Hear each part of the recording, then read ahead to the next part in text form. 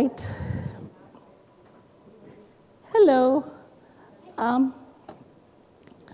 It's 10:40 now, so we'll go ahead and start because I suspect I have a lot to say.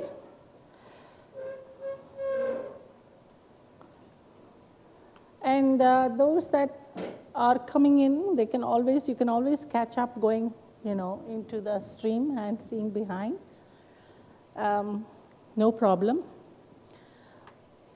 To preface this, what I promised you for this last session was what I was calling as quote-unquote theory building, which is basically extending existing frameworks through your own research. What you've done, I've seen your assignments, your presentations, your self-reflection essays. I haven't heard your interviews, but I'll look forward to doing that once I get back and they're all there. But in the presentations themselves, my mind was going zip, zip, zip, making those connections for you. And I'm sure you were making them for each other too. And then, of course, during our discussions, you were doing this connecting too. So then I read your reflections. So what I did was, yesterday, I used my time productively. I mean, this lecture would have been yesterday. I had most of the slides almost done, but yesterday it was good because I got I got quite a few of your essays by yesterday afternoon. So, what then I did was I tried to think through. I said, let me focus on labor, which we have not explicitly addressed, right? We made assumptions that we know what labor is, right? We haven't explicitly addressed it. We've talked about gender and gendering. We've talked about digital. We've talked about work. Globalization was, of course, implicit in everything. So I thought, talking to some of the others in class as well, that labor would be a good focus today to bring it back to. So if I was thinking about building a labor theory, so to speak, based on the several unstructured interviews that all of you were doing and the connections you were making, how would I think about it? That's part of it. But what I also thought was, usually when we use the terms, different forms of labor terms, we have this interesting kind of confusion, even as we believe we are laboring, confusion about how can it be labor when I'm enjoying myself doing this, right? So the behind the scenes IT coder or software engineer will scoff at the person who on Facebook is saying this is a form of labor, because they'll say you're a user and you're using this technology, and if I didn't put up the interface, if I didn't code it in the state of alienation, almost, you wouldn't have this. So the point there is the user, how is the consumer and user, what they're doing considered labor? It's not the same kind of labor. One contains a particular kind of alienation and the other may or may not contain that kind of alienation, because if we are connecting and we are excited about it, it may actually produce certain kind of affective output that we are happy about. So in that sense, this is where affect comes into thinking about labor as well. Do you want to say something? Yeah, sure. I have a question. What if the connection and the joy that you're deriving from being online, using the interface created by an alienated worker, is only an illusion? Because well, we aren't going there. Oh. We're not talking about illusion, real or not real, because everything is real. Okay. That production of the joy at that interface itself has a role. So we'll talk about that you see, so we're not going to binarize. Because there you're getting into the whole issue of, can you hear me? Whole issue of, again, the binary of, oh, it's not real. It's very real, even if you experience that joy. The revenue coming from what you put out there is also real. So we think primarily nowadays of labor as a relationship with capital, right? So that's not completely visible when you have this joy, right? But it's there, and that's what people are saying. So in that sense, I'm going to discourage that binarizing. We'll get back to that in discussion again. So as I was saying, I'm going to focus on labor in terms of thinking about all the discussions we have and get to kind of historicizing the term and thinking about why we have these different forms of labor now, when people basically used to talk about productive and reproductive labor in previous times. So here's some sub-questions. So we started our series, the course, the seminar, whatever it's being called, by thinking about, assuming we know what digital labor is, which is what a lot of the presentations also did. So let's say where and who's defining digital labor. One of the definitions I found was in Trevor Scholl's work, but there are a lot of people who define digital play, digital labor, and I'm sure that as she's getting a delight out of doing the work of taking pictures. Yes, come on in. So you will find different kinds of definitions that come back to thinking about this. Because digital labor calls on the reader to examine shifting sides of labor markets to the internet through the lens of their political, technological, and history making. So we, even when we are really experiencing that joy, are creating content, extending the content, and we are making the revenue activity happen. Labor is not, different forms of labor doesn't mean that's the only thing that makes it happen. So we are not, by any stretch of the imagination when we say that, saying that the software worker and the coder doesn't exist. In fact, that component of digital labor is conveniently invisible. And so that's where we have to be careful about how we balance these two kinds of, these different kinds of labor. This is where we have to bring it into an analysis, a particular kind of political analysis, political economy analysis, but through critical and cultural lenses, and in our case, a feminist lens. So if we were to map the history of the term labor, and I want to emphasize that even if I go to Raymond Williams, it is still the term is still, the definition is still colonially received, and here I invoke Dr. Datta's talk, still colonially received knowledge, and even when we as critical scholars unpack it. Now that doesn't mean then you turn around and look for how labor was essentially codified in our Shastras or in other religious texts and then say, oh, we are not being colonial when we do this, and then reify a particular model of modern religiosity or something else as a model as authentic. The point is even those are hierarchically problematic, right? So when we unpack the idea of labor, we go through looking at different ways in which labor is performed.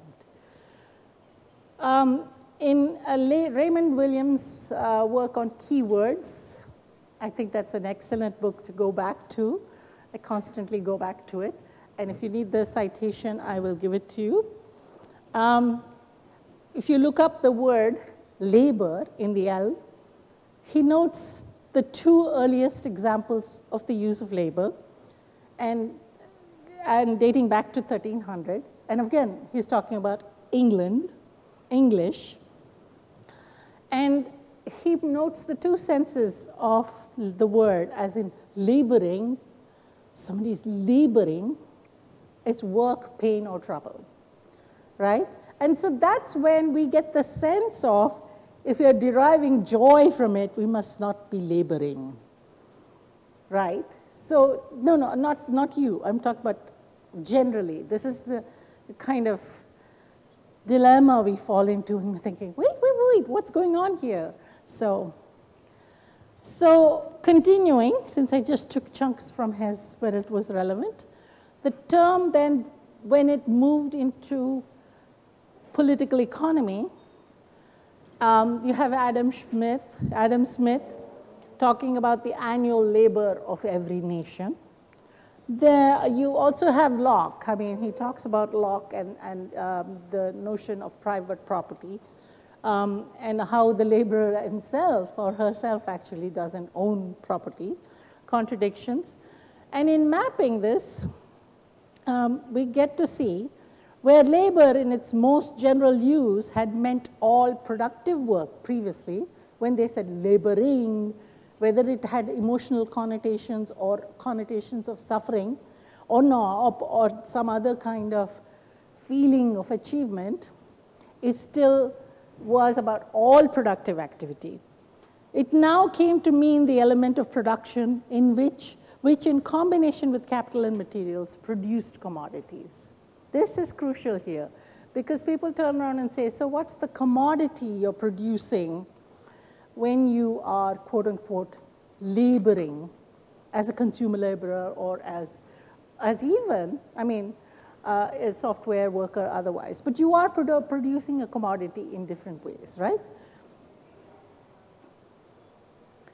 So labor had, by this time, developed the two modern senses through which we kind of think about it. First, the economic abstraction of the activity, and then the social abstraction of that class of people who performed it. So we started talking about the laborer classes. So we had the management and the labor classes defined, and all other. So then we go on to thinking about the Marxian theorizing of labor through texts from Marx, right? So he writes that capital given in exchange for labor power is converted into necessaries. He's writing to distinguish between use value and value commodities and other exchange and other stuff. So that goes back to our discussion of hand spinning as situated in a use value based economy.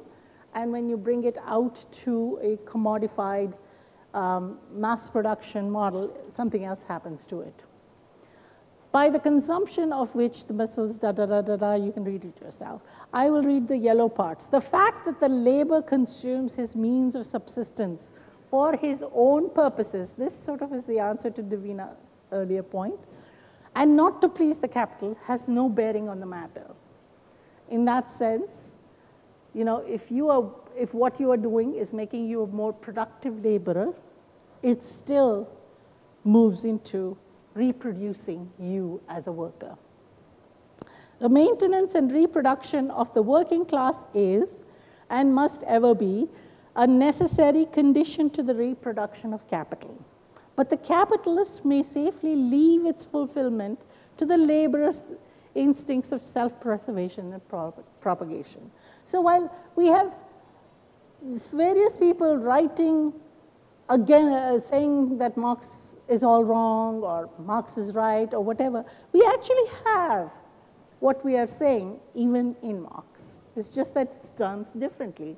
And he's a person of his time, right? So we are doing this fulfillment of our instincts and self-preservation and propagation in different ways. So now we get into the issue of productive versus reproductive labor that's often put out there, and people who say that reproductive labor is not considered important. Reproductive labor is unwaged. It has value, but it's unwaged. When you go back to the previous slide, you know that that is valuable, whether it's paid labor, or paid for labor or not, right? So in that sense, when we talk about laboring spaces and gendered labor, we return to, they talk about private and public, but I think Ghar and Bahar actually exemplifies a lot of this in different ways. So women continue to carry out the majority of formal and informal care work globally, often affecting our ability to participate, etc. Now here's where we also want to be careful about conflating all women as all women, because there are different classes of women. And in that context, women are differently placed in relation to labor and capital too. So if we then go to thinking about the economic aim of capitalism as radically different from preceding modes of production, which is modes of production where we made things for use value. So in previous modes of, and I think Fortunati is quoting Marx as well, production of use values, the reproduction of the individual within specific relation to the community. So under this, you have, what happens is production becomes, it appears, it becomes all important. It becomes the aim of mankind and wealth as the aim of production.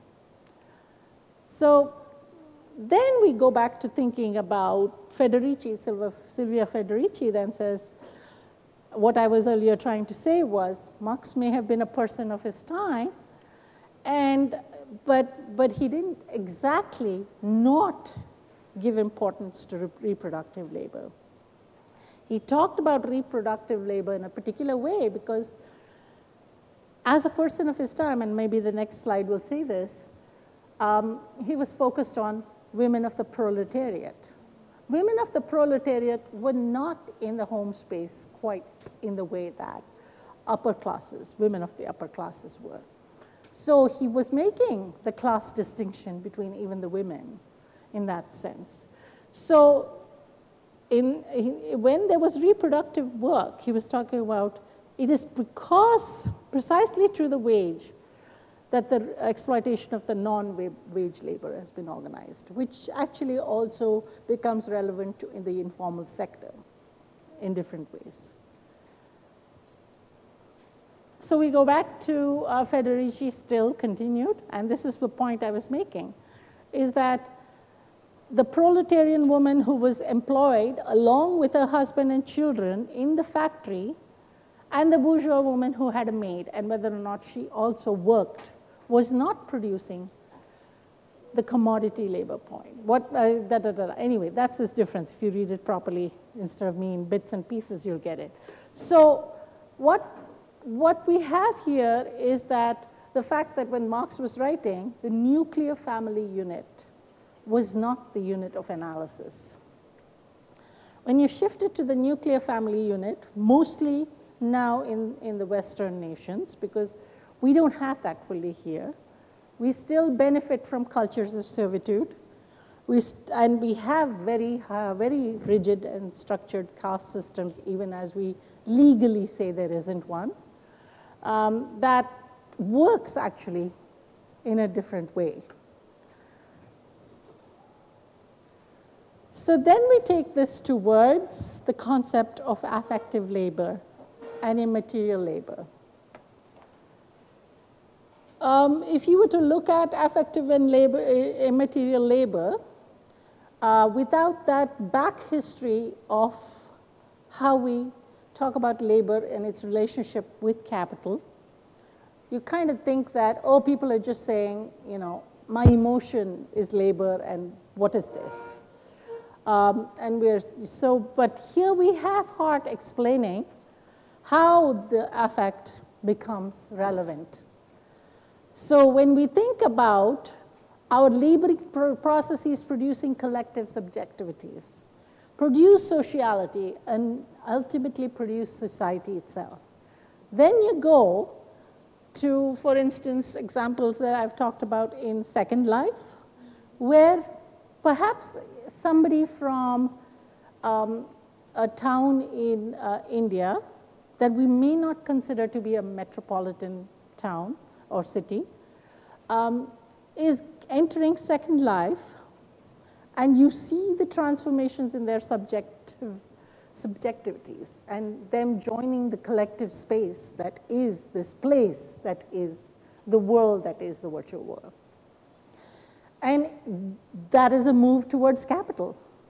In the case of even, I think Lisa Nakamura has written about the gold in World of Warcraft, right? The gold diggers or from who are, you know, from China, because you collect, there's that particular thing you do in World of Warcraft.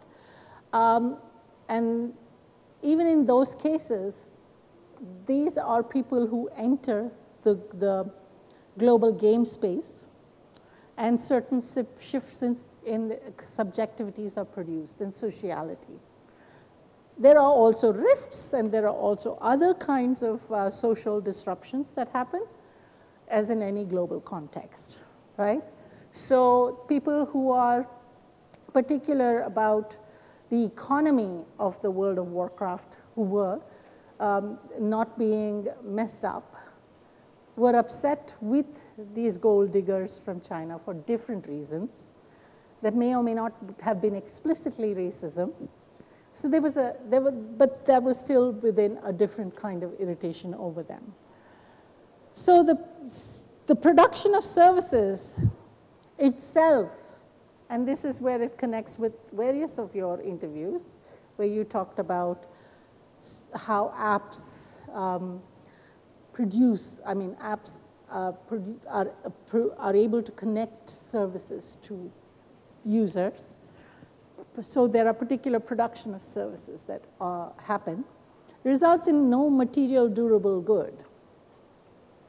So when somebody from Squiggy is carrying the food, he or she is not, his labor is not producing that good. That good was produced by the person working for the particular restaurant. But does that mean that the person who's doing the service is not laboring? That person is laboring, right? So we might define their labor involved in this production as immaterial labor. So immaterial labor is not that, oh, there's no material. It's that it's a different form of labor. So you have here ways to think about affective and immaterial labor, which, when you think about all your presentations, you're making those connections, right? So then you have the concept of free labor. Now you know why I was saying let's not binarize. That we had to become aware of in order to go back and talk about affective and immaterial labor, right?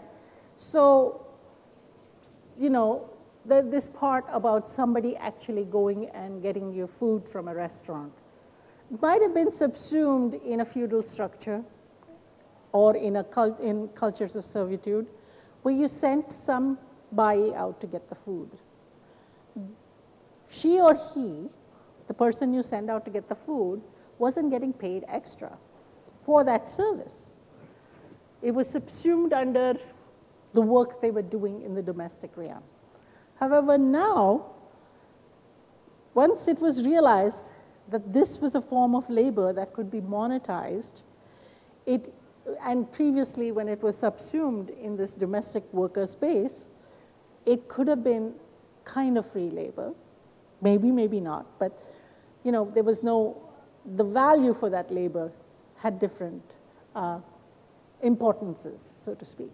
So, but in this case, she's of course talking about the labor in social media spaces, internet spaces. And since this was written in the 1990s, she's talking about muds and moos rather than gaming environments or Facebook.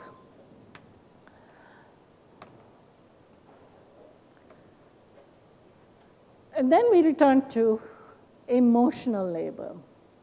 How can it be labor when you are expressing an emotion? When you start to say, oh, emotional labor. But the point about emotional labor goes back to, again, Marx, where he writes about alienation, right?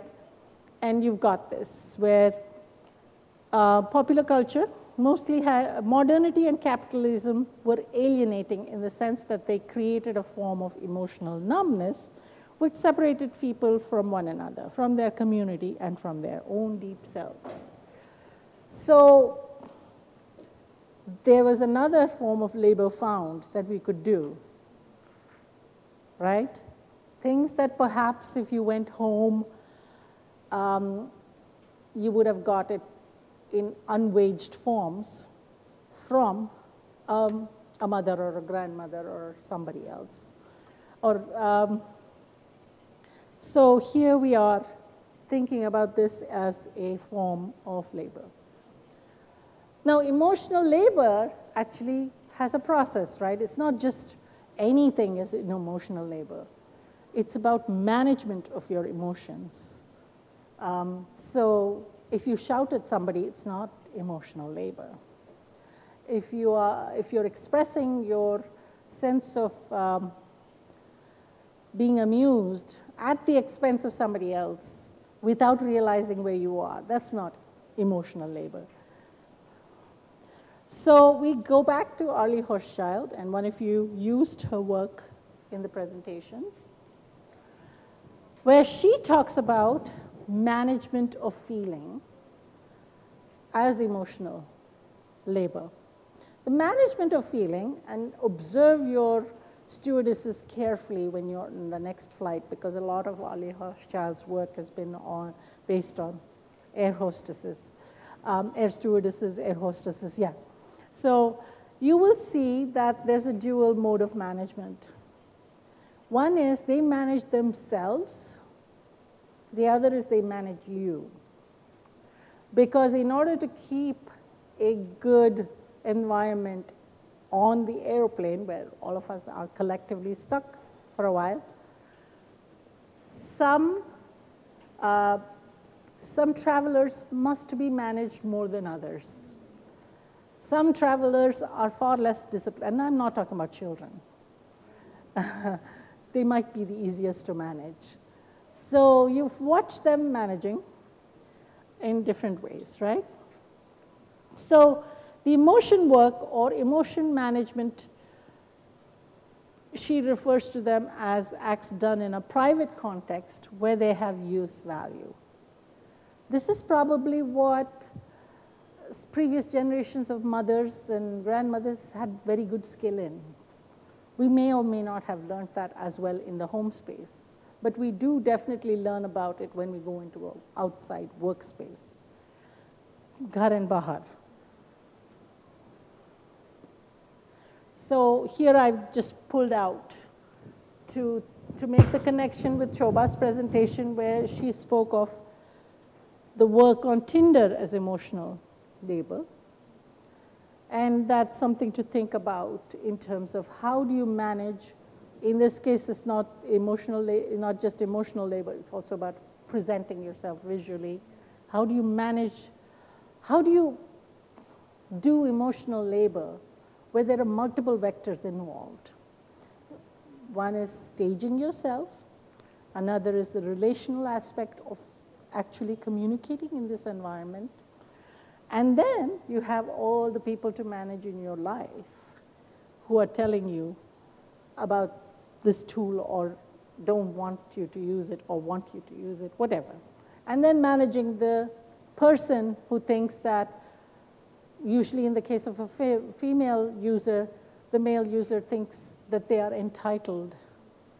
There is a cultural and social entitlement globally where the entitlement to visually view the woman's body and make comments, make negative comments, and also to other kinds of violent behaviors, both discursively and physically, result from these.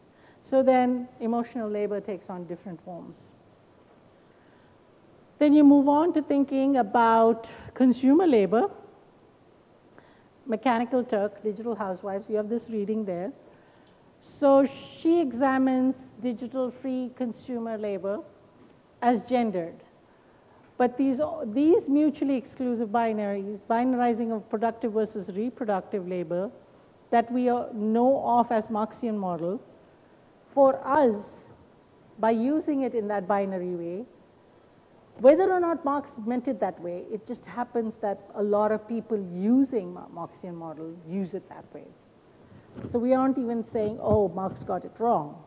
Because as we saw previously, there was more nuance to that text, right? So we are dealing with next generations of patriarchal formations of knowledge where people conveniently binarize, right?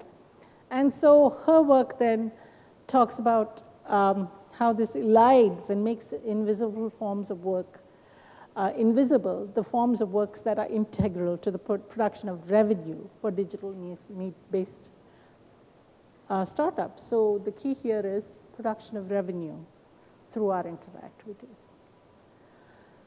Now then we come back to the issue of corporeality and subjective shifts.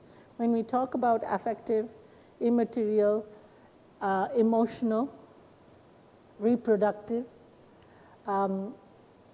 now I'm hoping that by now it's again making sense to you in a different way.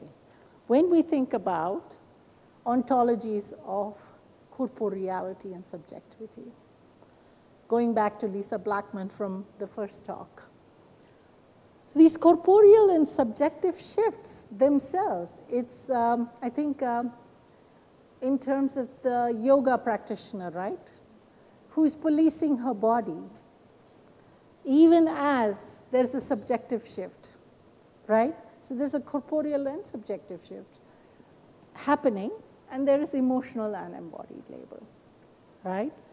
So I'm going to refer back to Somjita's and Anandita's, but that doesn't mean that others were not part of how we could talk about this. So the body of an outsider, and you can go back and look at that. So over here you have then, when we talk about the body of the outsider that we respond to, there's more than the body, right? That body is also not subjectively in the space, shifted into the space. So we are talking about not just the corporeality, while in the example that you guys used, the corporeality was the first encounter. You make assumptions, but there's also the subjective aspect, right? Have they become part of the community? What does it mean? So then we can take a look at further discussions about what is labor, machinic labor. There's several people. Kalindi Vora takes it up from other people to talk about machinic. Jessica Kuski actually is talking not about digital, but she's talking about mechanized labor process in the factory. They're already the machinic labor forces. The body becomes machinic. So here you have Kalindi Vora taking up from different scholars to talk about how the seemingly neutral and mechanical technological infrastructure organizes the temporal experience of work and the form of subjectivity, right? So there you have affective work, right? Your affective transformations, which one must engage that through which one must engage that infrastructure effectively, right? So there you have. And you have Jessica Kuski actually talking about a similar kind of transformation from another time, from another space, sorry, not time, which would be the dehumanization and machines taking over, right? So the perspectives are polarized, is what she says. However, in her argument of the body machinic, she's arguing that both sides of this dichotomy function to mask the ways which the body and machine relationship is always the production of human relations. Then we take this back again. Why did we here talk about handloom? Why did we talk about spinning when we're talking about digital labor? Just to highlight these, right? You had Lata talking to you about this relationship of the loom and the weaver. And we had, the spinner that we talked to, Madhavji, who talked about the relationship of the spinner with either the charka or the spindle. And so in that body-machine, body-technology, body-technique relationship, the product comes up. But there are human social relations that are also involved in this labor process. And this would also, according to Madhavji and the interview we did with him, also be partly the reason why he has increasingly a lot of people from the IT sector coming to do workshops with him to learn to hand spin. Because they are seeking a different form of body-technology relationship than the one that they are doing day in and day out, which they find is alienating. So here we have Amit, his presentation. I just saw that and I was like, oh my God, that's machinic labor. So there you go, Amit's presentation. So if we took these kinds of explanations to talk about activist labor, NGO labor, subaltern labor, you would theorize through different processes and get there. You need to, when you're building theory, so to speak, or extending theory through your interviews or other data, whether it's discursive or even quantitative, you would need to get back to defining the term, right? So all of you were struggling until this point because the term wasn't historically situated. So if we look at this whole course as a text, had I started with that, you wouldn't have the aha moment here. Because I like playing tricks, right? I like giving you confusion first and see how you sort it out. So now you go back and you start defining the terms, which are, so defining the terms isn't just about literature review. It isn't just about your advisor being on a power trip. It is about the fact that if you haven't defined your terms clearly and mapped them in particular ways, not as received and given, but if you haven't shown how they function together, you can't make your case. You can't reveal to us what you learned from the interviews. A lot of what you are learning from the interviews is happening in the moment. You could talk about it. You know it. But to write it down, there's all this other work that goes into it. And we'll do a little bit of an exercise trying to get each of you to write today afternoon. I gave myself that blank thing because I thought I was going to talk and talk and talk, but I think you guys got it. So, in that sense, as I mentioned, the whole scenario of handloom, hand spinning, that comes in and makes sense, right, when we're talking about digital labor in terms of surplus value, labor-capital relationship. So we go back to thinking about where is the body, which body, what does it do, why, whose work, whose supervision. And if you think you're not being supervised while you are working on Facebook, think again. So we have then, going back here, as I mentioned, I haven't drawn from some of the presentations and work, but your work speak to it.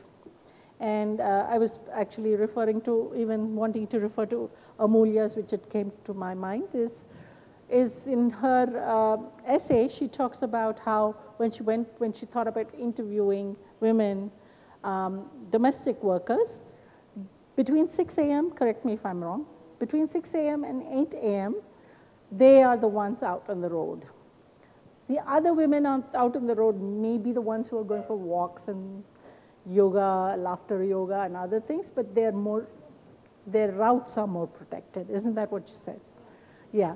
So if you're thinking in terms of Massey, where she says it's not always a capital relationship about who's in what space. There is a power hierarchy that that's different from. In the case of the women domestic workers and the women who are going for walks and laughing yogas in the morning, there is definitely a difference in their relationship to capital. Some of them will get to the park in a chauffeur-driven car, and then they're not on the streets, right? So we could probably find an economic connection to a lot of what we might describe as men oppressing women if we looked for it. Again, I'm trying not to be economically deterministic, but we could think, once we look through mapping what reproductive labor means to productive labor, there are certain connections there. So I actually had a YouTube video that my niece sent me, and my niece is by no means, she's much older than you guys. It's probably closer. So sent me just in an opportune time. And if it comes through, I'll show it to you a little bit, and then we can talk about, no, it's not. Okay, it's not going to come through. You can, I think I put it in the thing. It's basically what's interesting is that this person who is in, I think it's an outsource IT firm, is leaving exactly at the time they're supposed to leave, 6 p.m. or something. And somebody makes a snide comment saying that here he goes, he's leaving. And so the guy comes back and rants, basically. Okay, so you'll find it.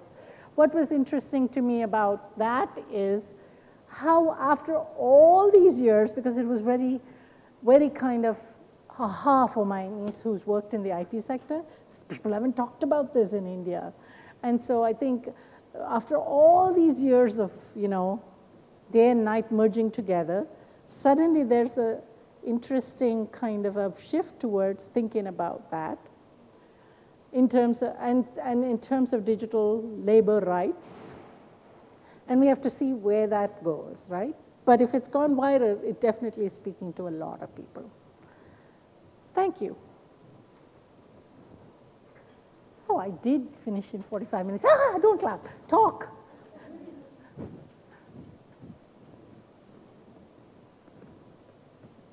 So, can you start to do this work with your work? Can you start to think about it? Think out loud a little bit, because you'll have a writing exercise. Unless we write, it's not coming out.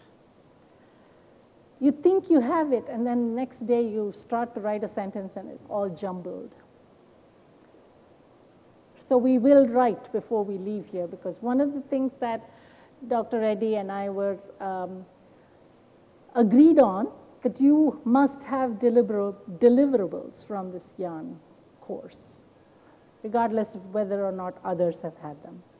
So I want you to walk away with some writing this afternoon. How would you start your writing? You still have time to discuss, if somebody could help somebody else. I'm not looking at you only, Devina, just that you're making eye contact, so I look at you. Yeah, but anybody else, anyone?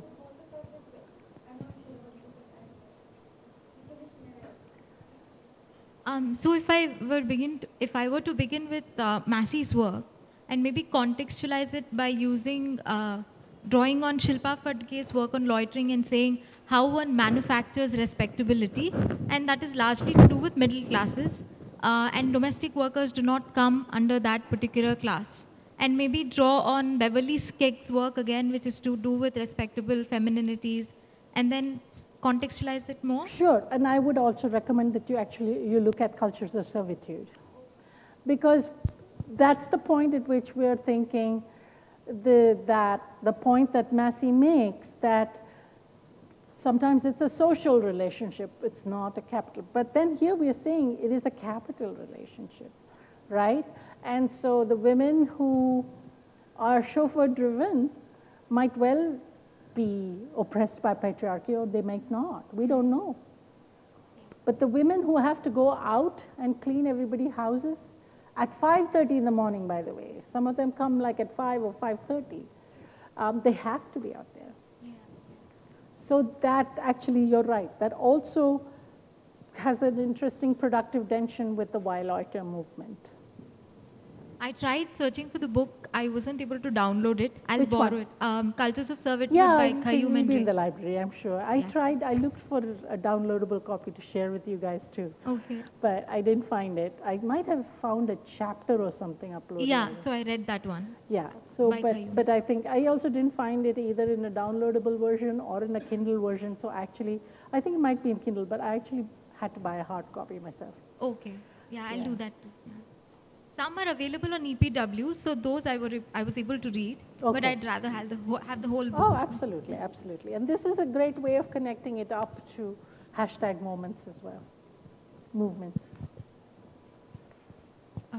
So I was smiling earlier because we were talking about binaries, and I saw the title of Schloss's work, The Internet is Playground and Factory.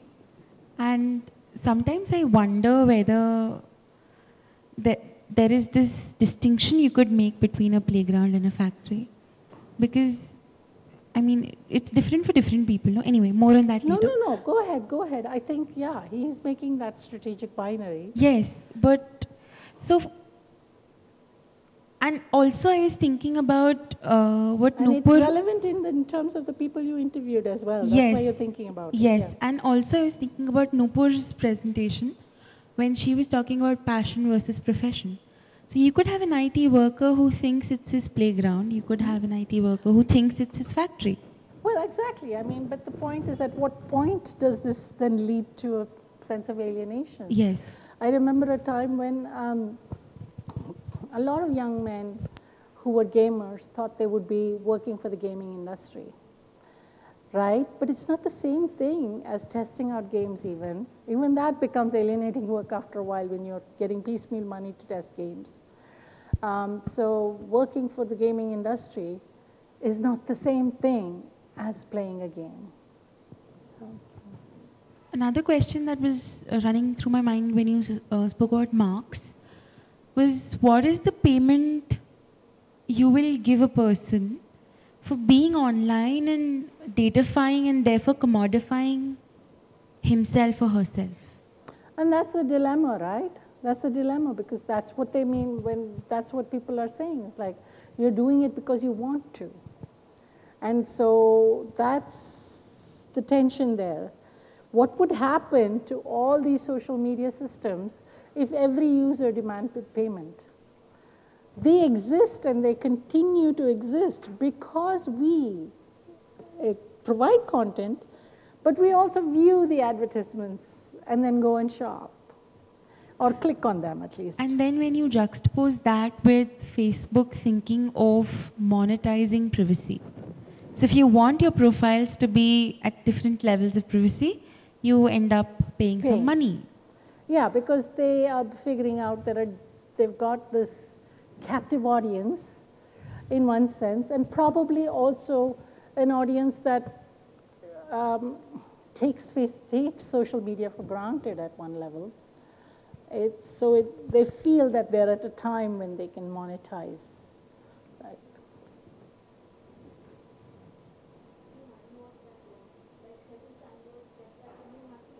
Mike.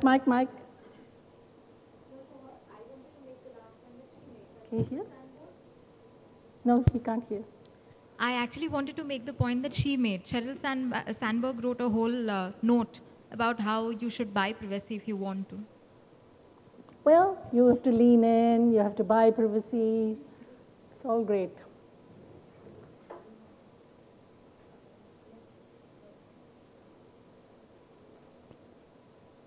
Anyone else? I'm sure you have something to say. I'm picking on people, it's okay. Don't have to.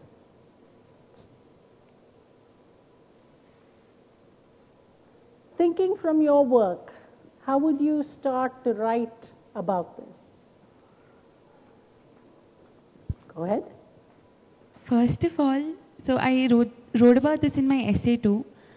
I was at another workshop when my supervisor Usha ma'am sent me information about this workshop, and I thought it doesn't really make sense.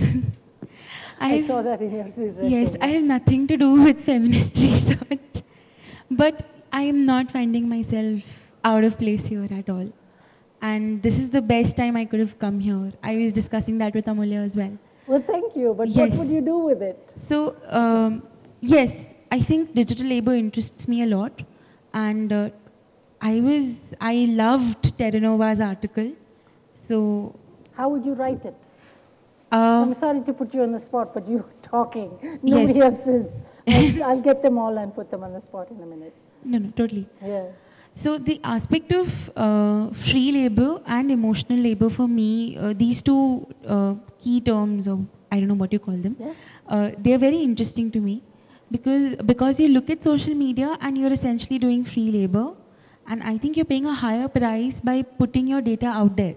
Even viewing advertisements is fine by me, but when that retargeting happens, I mean, imagine one day the computer telling you, oh Jim, your beard looks really big today. Why don't you go buy this shaving cream and get yourself shaved? That'd be really creepy, right? It's already telling us. Yes. But the other thing there, though, getting back to the point about Sheryl Sandberg says, buy your privacy, it's also, I mean, it's interesting how a business is doing the same thing that we've heard some kinds of viruses and hackers have done.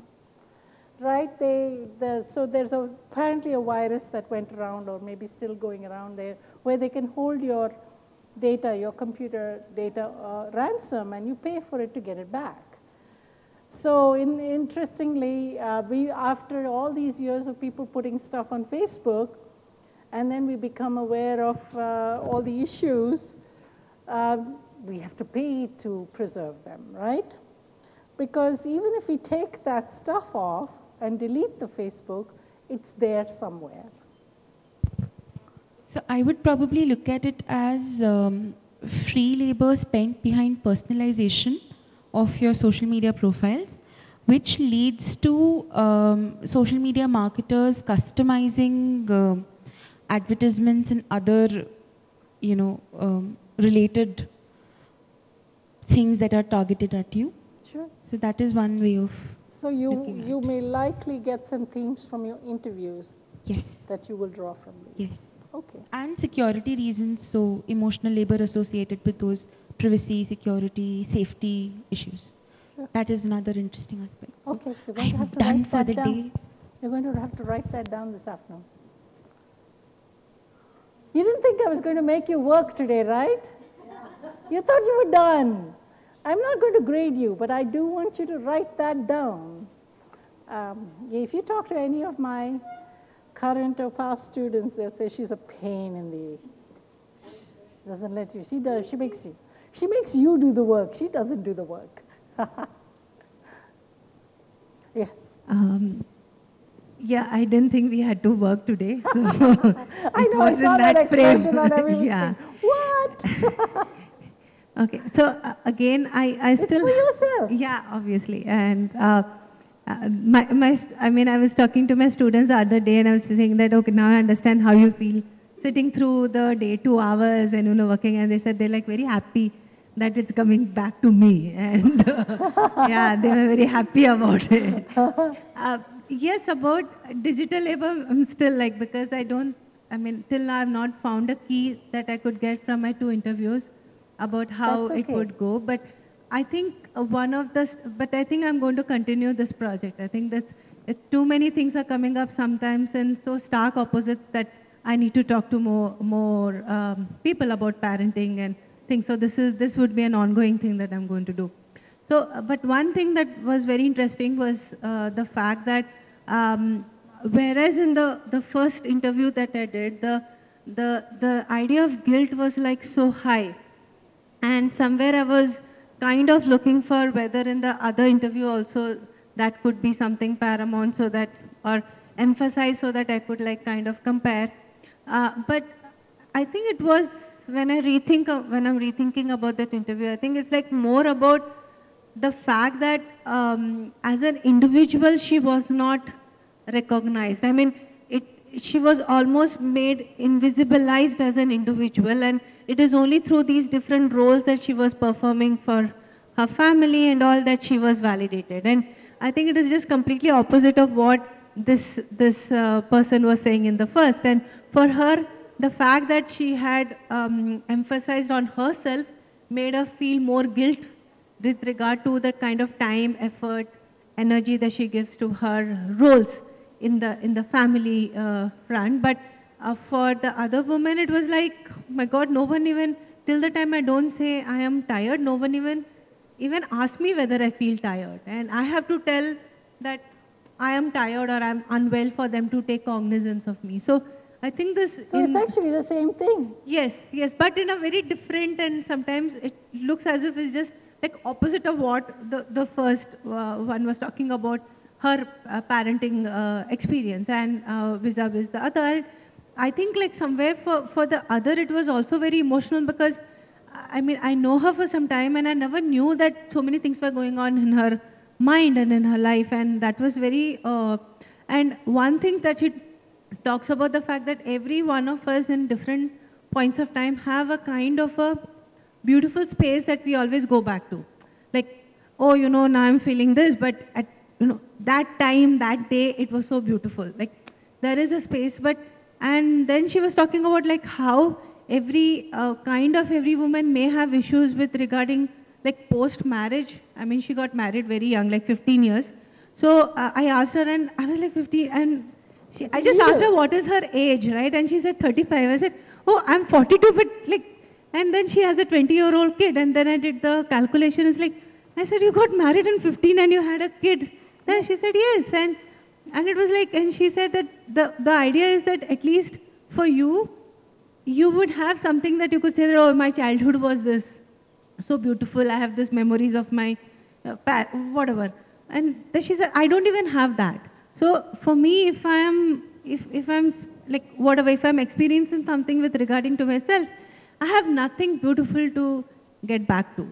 And I mean, this conversation took in a very different path. Well, what you have there is two different ways in which the same emotional labor issue is being engaged, but two different kind of subject formations, leading to a system that requires the same kind of emotional labor by this person who's a parent, a gendered female, parent. So, so you have possibilities to flesh that out, even in the two interviews. It's like when you have the data, that's when you sometimes see things, right? So I'm going to put Damini on the spot here. It's like when we went back and looked at two disparate texts, and even as you stopped your presentation and walked away saying, I'm going to focus on sacred games, I was looking at your presentation and say, from the data came a justification for you to compare the two. Initially, you were like, let's see. And then, for the sake of getting an assignment done. And the comparison came through the data, right? Because the same women who had no problem with galis and all the other language and sacred games had a problem in Viridhi wedding. So, and they were women. So in that sense, when you start looking, this is called soaking in the data, right? Once you start looking at what you've got, you kind of say, oh my God, I thought these were totally different things. They're same, but they're manifesting differently, which gives you the opportunity to flesh it out in a much richer fashion, more to write, more to connect to all these concepts. So you don't have to be doing just digital labor. In your case, it's the affective, immaterial, reproductive, emotional, that different categories and how it plays out. Because what the second person is doing is at least trying to articulate a refusal to do some of it, but is dying of guilt in that refusal. But then we have to see about whether that's an individual refusal or whether she may be in some other form of labor that's not giving her the time to do this kind of work, which she believes is traditionally women's work. I mean, one thing that was very similar was both of them were trying in different ways, drawing upon their own resources that they have in trying to provide a beautiful conception of what childhood could be. So what she didn't have, the second respondent, what she didn't have in her life in terms of childhood, she is trying to provide that for her child in a very different manner. And also the first, I mean, she was also trying to do that. And I mean, in terms of understanding her own guilt and trying to understand what, as a mother, she could provide as a kind of a space for her children. Sure. So, yeah. I think a couple of hands went up, so, oh, they didn't. Anyone? Go ahead. You have the mic. I think, as I also wrote in my essay, something, after you suggested it, something in me still bristled, you know, at the prospect of comparing TV series on a, that's aired on a digital platform versus a film that is showcased in a theater, because theoretically, yeah, correct, and theoretically also, and I think part of it was also because of all the reading, whatever reading I have done in the past about spectatorship, about viewership patterns, about how settings in which we are, or places in which our body is located, mediate the way we look at a cinematic text. But I think after I finished this, and I never shared this because I was worried about time as well, but I probably can say this now. Two of my respondents, when they were speaking about sacred games, they said, I don't think something like this has happened in Indian cinema before. And of course I did not correct them because, well, I mean, you do you.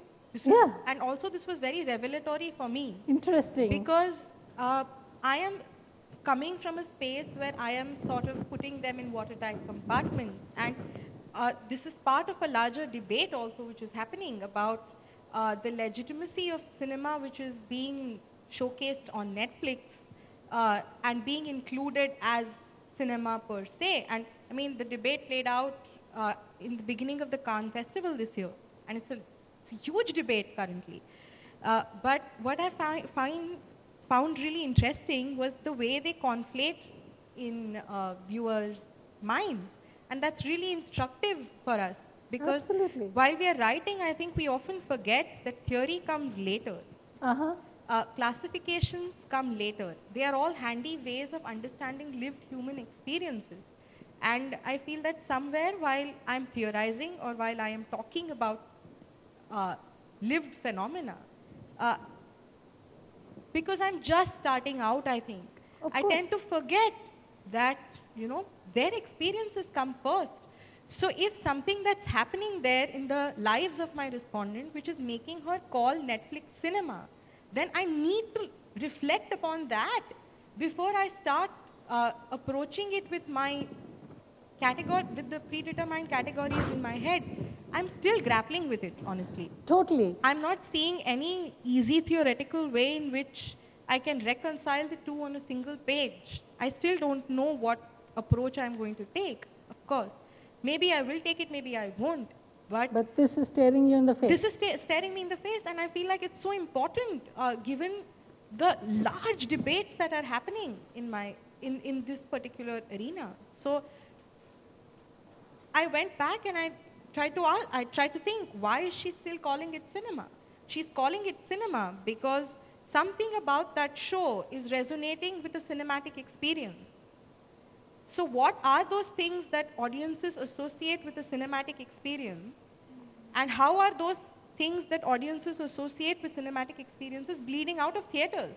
Sure, but you're also talking about the generation or group of people who are also watching cinema on the small screens. Exactly. And so the blurring. And there is so much conversation already happening about how a lot of traditional film theory, a lot of classical film theory bases itself on the fact that spectatorship is happening in the theater.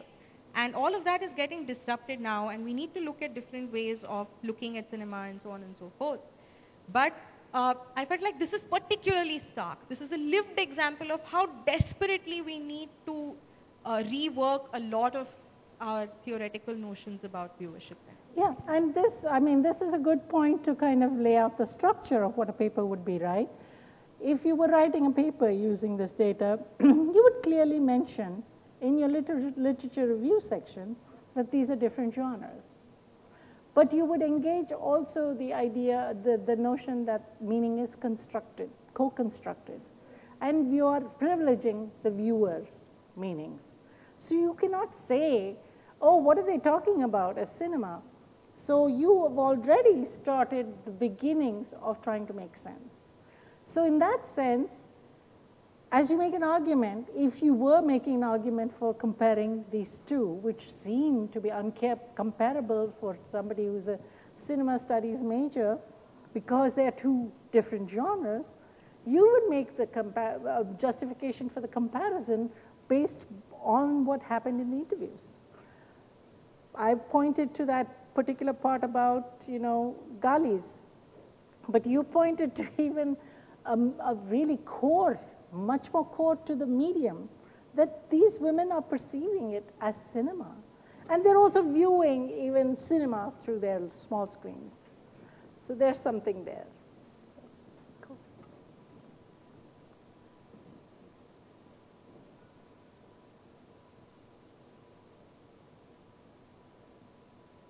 You're going to write, I'm going to make you write.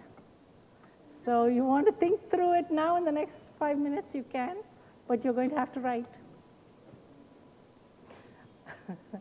I'm so mean, sorry.